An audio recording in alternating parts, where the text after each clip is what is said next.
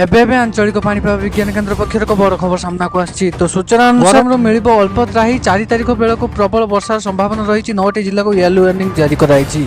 एने आपण मैंने अलर्ट रुहतु कौन जिले में केते प्रतिशत वर्षा हम और कौन जिले में यार प्रभाव अधिक रही संपूर्ण अपडेट जाना। ता पूर्व वीडियो को लाइक करूँ, सांग वीडियो को अधिक अधिक मात्रा शेयर करूँ। जदि आम चैनल आप नुआ अच्छा प्रथम थर आम चैनल आप वीडियो देखुं ताल चैनल टी सब्सक्राइब कर पाखे बेल आइकन को दबाई ऑल नोटिफिकेशन को ऑन कर रखु, जहाँफल जब भी जेकोसी पाणीपाग सठिक सूचना सर्वप्रथम आम चैनल पाइपर।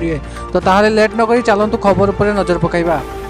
किछि दिन हम मौसुमी दुर्बल होता जो राज्य में वर्षा ना, असह्य ताती और गुलुगुली सीझी गले लोक, किंतु वर्तमान राज्यवासी एक खुशी खबर आसंता 2 तारिख प्रबल वर्षा नहीं संभावना रही।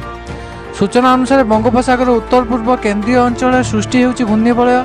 यार प्रभाव में 2 तारिख राज्य में किछि अंचल वर्षा हेबो। आसंता 3 तारिख 7टी जिला 4 तारिख 9टी जिला को येलो वार्निंग जारी कराई।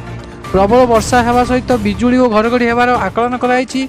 4 तारिख 9टी जिला यथा कटक, पुरी, जाजपुर, ढेंकानाल, मालकानगिरी, केन्द्रापड़ा, केउंझर और कोरापुट येलो वार्निंग जारी कराई। अन्य पक्षरे पाणीपाग विज्ञान बंगोपसागर लघुचाप दाना बांधिबा कथा आगुआ आकलन कराई।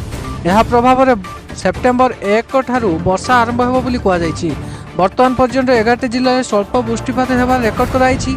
एही लघुचाप बल अभावी वर्षार भरण पोषण हो पारिबो बोली आशा कराଯାଉଛି। भुवनेश्वर आंचलिक पाणीपाग केन्द्र जारी करथिबा बुलेटिन अनुसार सेप्टेम्बर 1 तारिख सुंदरगढ़, केउंझर, मयूरभंज, बालेश्वर, भद्रक, जाजपुर, देवगढ़, अनुगुल, ढेंकानाल, कटक, केन्द्रापड़ा, जगतसिंहपुर, पुरी, खुर्दा, नयागढ़, बौद्ध, कंधमाल और नयापड़ा जिले में केतक स्थान में सामान्य वर्षा सह वज्रपात और घड़घड़ी होबार संभावना रही।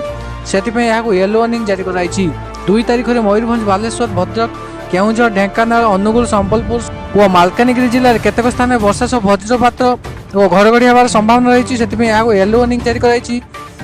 3 तारिख सुंदरगढ़, केउंझर, मयूरभंज, बालेश्वर, भद्रक, जाजपुर केतक स्थान में वर्षा सह वज्रपात और घड़घड़ी होबार संभावना रही। यही सब जिले में 7 ରୁ 11 सेंटीमीटर पर्यंत वर्षा हो पारे। सेतिपई याकू येलो वार्निंग जारी कराई।